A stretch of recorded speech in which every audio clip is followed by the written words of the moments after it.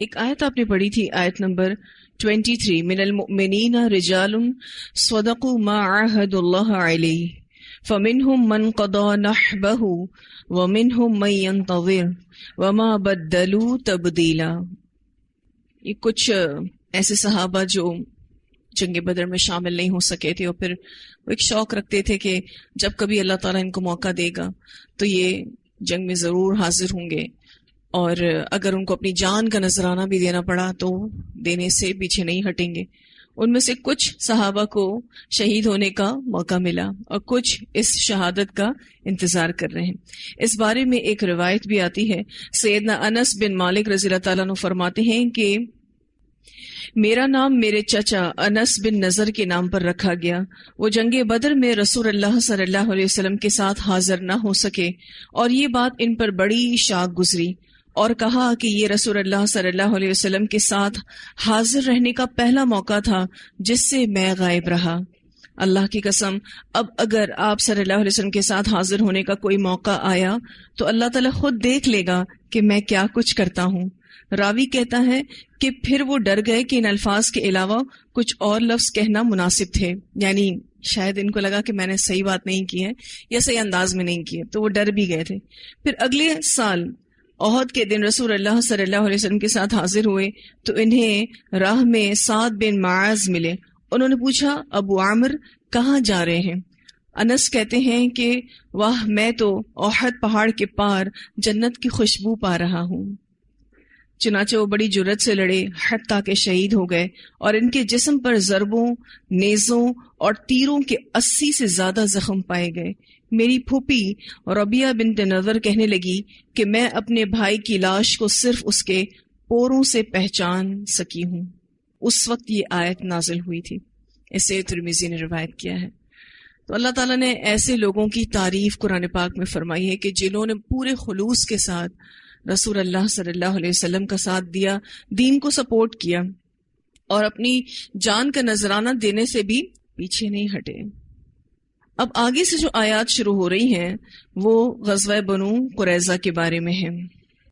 اللہ سبحانہ تعالیٰ فرماتے ہیں، وَأَنزَلَ، اور اس نے اتارا، الَّذِينَ، ان لوگوں کو، ظَاهَرُوهُمْ، جنہوں نے مدد کی ان کی، من اہل الکتاب، اہل کتاب میں سے، من صَيَاصِيهِمْ، ان کے قلعوں میں سے، وَقَذَفَ، اور ڈال دیا، فی قلوبہم، ان کے دلوں میں، الرعب، رعب سے مراد یہاں پر خوف ہے۔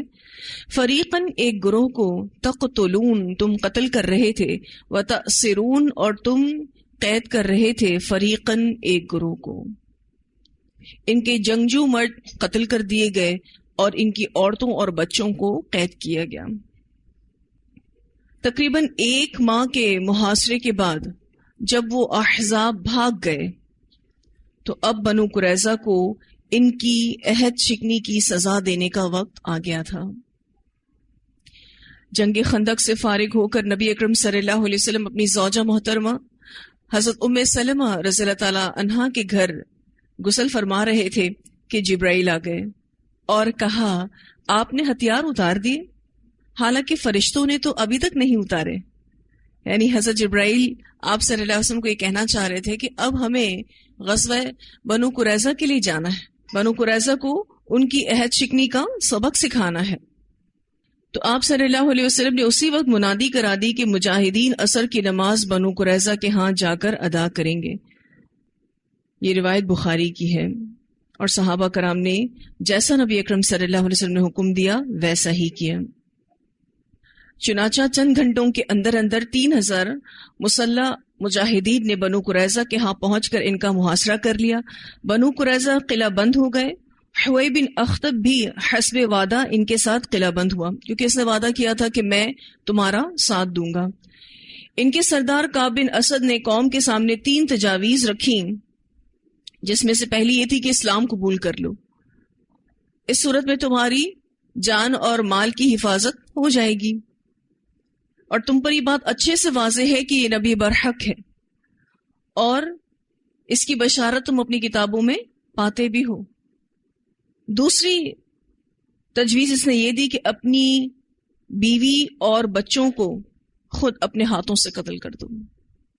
اپنی فیملی کو ختم کر دو، پھر خود لڑائی کرو، پھر مر جاؤ یا فتح پاؤ، پھر یہ بعد میں دیکھا جائے گا، کیونکہ بیوی اور بچوں کی وجہ سے انسان کمزور پڑ جاتا ہے۔ تیسری تجویز اس نے یہ دی کہ یا پھر مکر و فریب کی راہ اختیار کرو، مسلمانوں پر ہفتے کے دن حملہ کرو، کیونکہ انہیں اطمینان ہوگا کہ آج لڑائی نہیں ہوگی۔ ہفتے کے دن لڑائی کیوں نہیں ہوگی؟ یہود ہفتے کے دن کوئی دنیاوی کام کاج نہیں کیا کرتے تھے۔ بنو قریظہ نے اپنے سردار کی ایک تجویز بھی نہ مانی تو اس نے غصے میں آ کر کہا کہ تم میں سے کسی نے آج تک ایک رات بے ہوش مندی کے ساتھ نہیں گزاری، یعنی تم میں سے کوئی بھی عقل مند نہیں ہے۔ اب ان کے سامنے بس ایک ہی راستہ باقی رہ گیا تھا، وہ یہ تھا کہ مسلمانوں کے آگے ہتھیار ڈال دیں، جیسے کہ اللہ تعالیٰ قرآن پاک میں فرماتے ہیں وَقَذَفَ فِي قُلُوبِهِمُ الرُّعْبَ، اللہ نے ان کے دلوں میں رعب ڈال دیا تھا، مسلمانوں کا خوف ڈال دیا تھا۔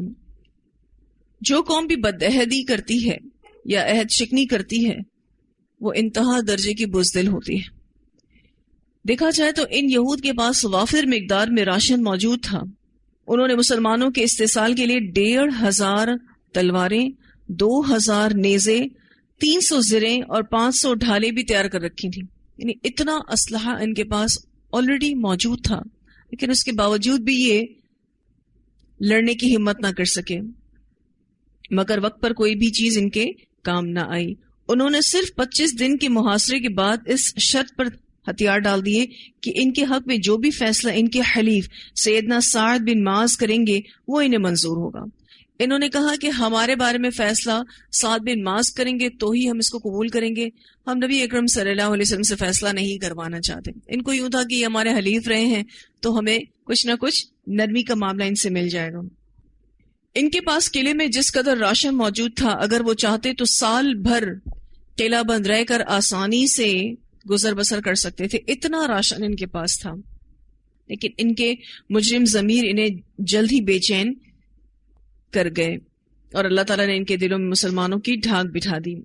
سیدنا سعد بن معاذ کو جنگ احزاب میں ایک کاری زخم لگا تھا، کافی گہرا زخم ان کو لگا تھا۔ اس بارے میں حدیث بھی آتی ہے، سیدہ عائشہ رضی اللہ تعالیٰ عنہ فرماتی ہیں کہ جنگ خندق میں سعد بن معاذ کو بازو کی رگ میں تیر لگ گیا تھا، تو آپ صلی اللہ علیہ وسلم نے مسجد ہی میں ان کا خیمہ لگوا دیا تاکہ قریب ہی سے عیادت کر سکیں۔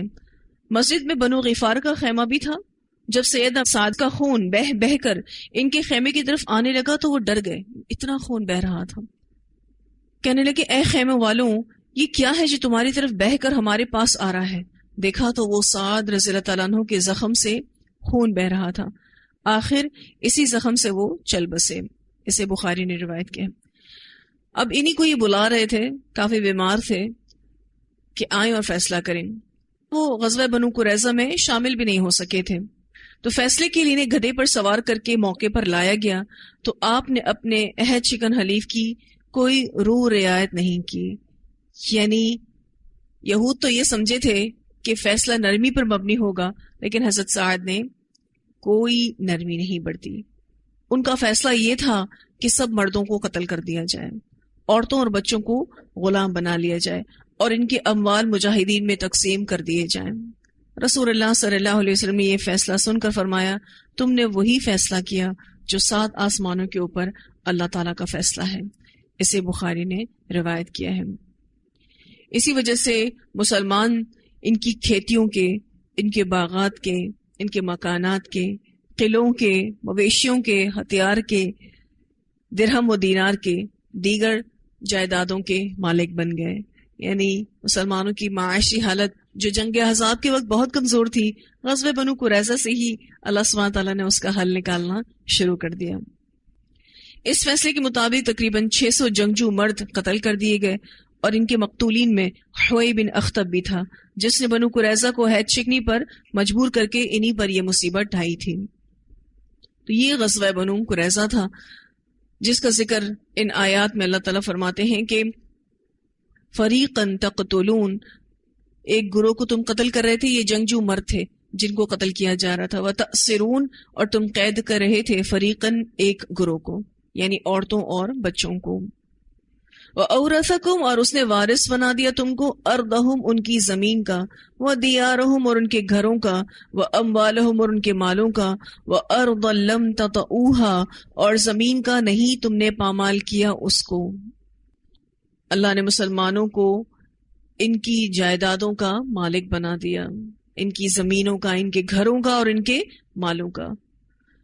اور یہاں جو یہ اللہ تعالیٰ فرماتے ہیں وَأَرْضًا لَمْ تَطَئُوهَا اور زمین کا نہیں تم نے پامال کیا اس کو، اردن سے مراد خیبر کی زمین کی طرف اشارہ ہے کہ عنقریب تم غزوہ خیبر بھی کرو گے اور تم جیتو گے۔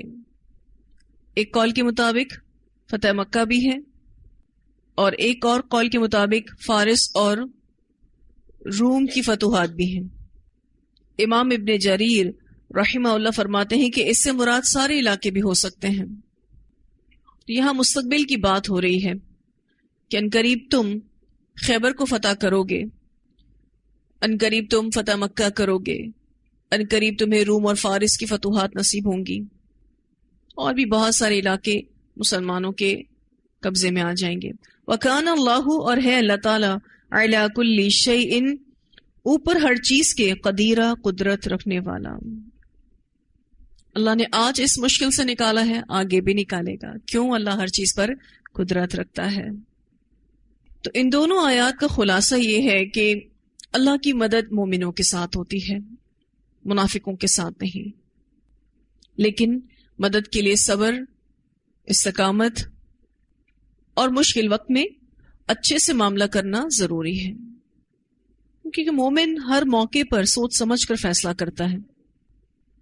تو مدد کے لیے صبر، استقامت اور مشکل وقت میں اچھے سے معاملہ کرنا بہت ضروری ہے، تبھی اللہ کی مدد آتی ہے۔ 5 ہجری میں منافقین کو الگ کرنے کے لیے اللہ تعالیٰ نے غزوہ احزاب دیا، اور 9 ہجری میں منافقین کو الگ کرنے کے لیے اللہ تعالیٰ نے غزوہ تبوک کا معاملہ دیا تھا۔ غزوہ تبوک کے بارے میں تو آپ پڑھ بھی چکے ہیں۔ تو زندگی کے ایسے بہت سے مراحل سے اللہ گزارتا ہے جہاں اللہ اس بات کو واضح کرتا ہے کہ کون مومن ہے، کون منافق ہے۔ تو یہاں الحمدللہ ہمارا یہ لیسن مکمل ہوا۔ اتنی آیات کی تلاوت سن لیتے ہیں۔ وَأَنزَلَ الَّذِينَ ظَاهَرُوهُم مِّنْ أَهْلِ الْكِتَابِ مِنْ صَيَاصِيهِمْ وَقَذَفَ فِي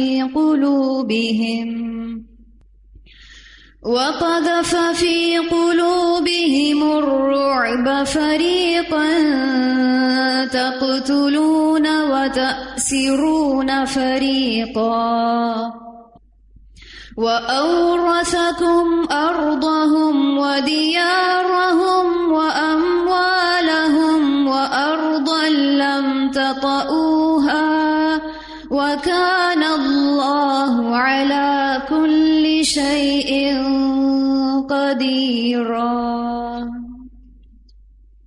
وآخر دعوانا الحمد للہ رب العالمین۔ سبحانک اللہم وبحمدک، نشہد ان لا الہ الا انت، نستغفرک ونتوب الیک۔